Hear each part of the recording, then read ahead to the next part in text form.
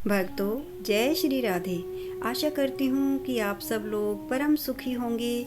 आपका आपके अपने चैनल अध्यात्म कथा सागर पर स्वागत करती हूँ। सभी सुनने वाले भक्तों की जय हो। आज हम अक्षय तृतीया के महात्म के बारे में सुनेंगे। आप सभी को अक्षय तृतीया की ढेर सारी शुभकामनाएं।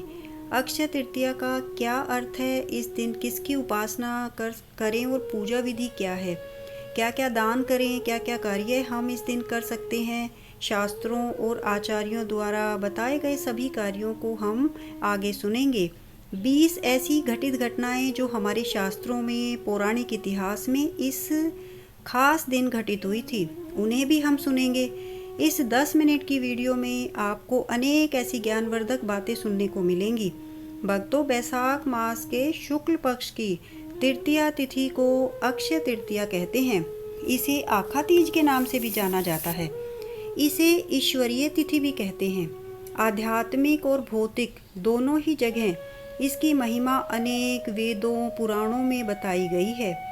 अक्षय का अर्थ होता है जिसका कभी क्षय ना हो, नाश ना हो। इस दिन जो भी पुण्य अर्जित किए जाते हैं उनका कभी क्षय नहीं होता है।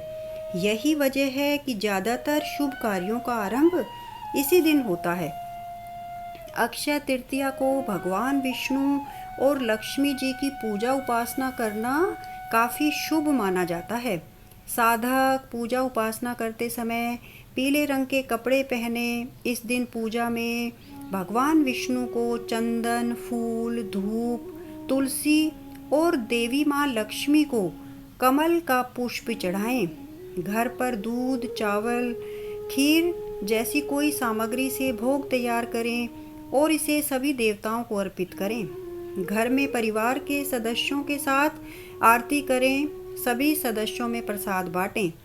इस दिन खाद्य पदार्थों का दान करने से धन की लक्ष्मी और अन्नपूर्णा प्रसन्न होती हैं।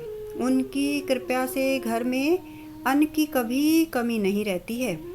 अक्षय तृतीया को चावल, आटा, दाल, गुड़, चना, घी, नमक, तेल, लकड़ी आदि चीज़ों का दान भी किया जाता है, जिससे घर में सुख समृद्धि बनी रहती है। ज्योतिषियों के अनुसार इस शुभ दिन नमक का दान करने से पितरों को खुशी मिलती है। इससे वे हमारे जीवन की सभी परेशानियों को दूर करते हैं। इसीलिए अक्षय तृतीया को नमक खरीदा जाता है। कहा जाता है कि इस दिन नमक का दान करने से पितृ प्रसन्न हो जाते हैं। पितरों का श्राद्ध करना, उनका तर्पण करके उनको प्रसन्न करना, ये भी इस दिन बहुत ही शुभ होता है। अक्षय तृतीया का सर्व सिद्धि मुहूर्त के रूप में विशेष महत्व है। ऐसी मान्यता है कि इस दिन बिना कोई पंचांग देखे कोई भी शुभ कार्य, मांगलिक कार्य जैसे विवाह, गृह प्रवेश, वस्त्र आभूषण की खरीदारी या घर भूखंड, कोई वाहन आदि की खरीदारी से संबंधित सभी कार्य किए जा सकते हैं। इस दिन पवित्र नदियों में स्नान करने का विशेष महत्व है। अगर नदियों में स्नान करने नहीं जा सकते तो घर में ही गंगा जल या यमुना जल पानी में डालकर पवित्र नदियों को स्मरण करते हुए स्नान करें। इस तरह से गंगा के स्नान का ही फल मिलता है। अक्षय तृतीया को गौ माता को घास खिलाना, गौ माता की सेवा करना अति उत्तम माना जाता है। सभी पारंपरिक रीति रिवाजों का इस दिन पालन करें। अक्षय तृतीया को किसी से पैसे उधार लेना, किसी को पैसे उधार देना, ऐसा हमारे आचार्य अशुभ मानते हैं।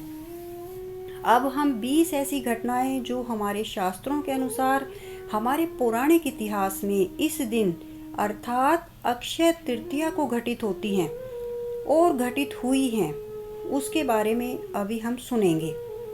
अक्षय तृतीया से ग्रीष्म ऋतु की शुरुआत होती है और बसंत ऋतु का अंत होता है। इसकी दूसरी महिमा है, हिंदू धर्म ग्रंथों के अनुसार 4 युग हैं, सतयुग, त्रेता युग, द्वापर युग और कलयुग। सतयुग की शुरुआत या स्वर्ण युग की शुरुआत अक्षय तृतीया के दिन से ही हुई थी। इस दिन की तीसरी सबसे बड़ी महिमा है भगवान के छठे अवतार परशुराम की जयंती भी इसी दिन अक्षय तृतीया को मनाई जाती है। इसकी चौथी महिमा है इस दिन भागीरथ ने माँ गंगा की तपस्या करते हुए प्रसन्न किया था माँ गंगा को, और गंगा को ब्रह्मलोक से धरती लोक पर लेकर आए थे।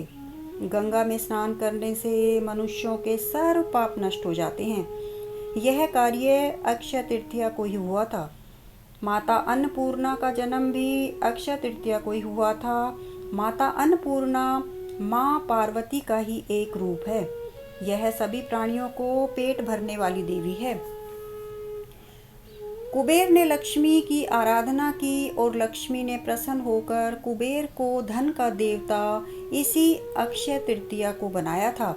उसी दिन से लक्ष्मी पूजन की प्रथा शुरू हो गई थी। अक्षय तृतीया को लक्ष्मी यंत्र पूजन का विशेष महत्व है।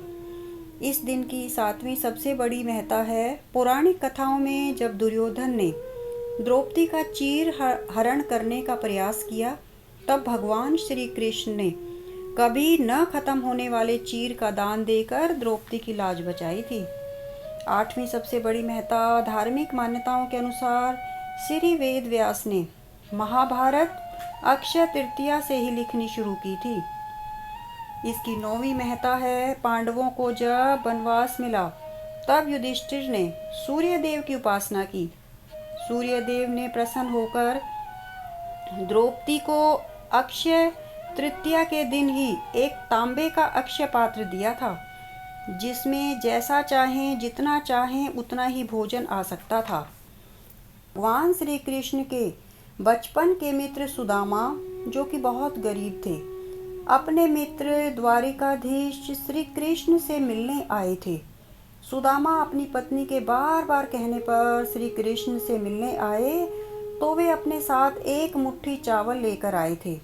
अक्षय तृतीया के दिन ही सुदामा ने वह चावल की पोटली श्री कृष्ण को दी और भगवान से मिले थे। बद्रीनाथ धाम के कपाट 3-4 महीनों के लिए अक्षय तृतीया को ही खुलते हैं। वहाँ सिर्फ 4 महीनों के लिए ही मनुष्य भगवान के दर्शन कर सकता है। ज़्यादा बर्फ होने के कारण वहाँ 8 महीने देवता ही भगवान की पूजा करते हैं। वृंदावन में बाके बिहारी के पैरों के दर्शन साल में केवल एक दिन ही अक्षय तृतीया को ही किए जाते हैं। इस दिन की 13वीं सबसे बड़ी महिमा भगवान नर और नारायण का प्राकट्य भी अक्षय तृतीया को ही हुआ था। 14वीं महिमा जैन धर्म के प्रथम तीर्थंकर भगवान ऋषभ देव ने 13 महीने तक तप किया, कुछ ग्रहण नहीं किया था। अक्षय तृतीया को गन्ने का जूस पीकर व्रत का पारण किया था। 15वीं महिमा पुराणों के सरताज श्रीमद् भागवत को अक्षय तृतीया के दिन से ही श्री वेद व्यास जी ने बोलना शुरू किया था और गणेश जी ने इसको लिखना शुरू किया था। 16वीं महिमा महाभारत के युद्ध की समाप्ति की घोषणा अक्षय तृतीया के दिन ही हुई थी। 17वीं महिमा भगवान आदि शंकराचार्य, जो शिवजी के अंश थे, कनक धारा स्रोत को लिखना अक्षय तृतीया से ही प्रारंभ किया था। जगन्नाथ यात्रा के लिए हर साल नए रथों का इस्तेमाल किया जाता है।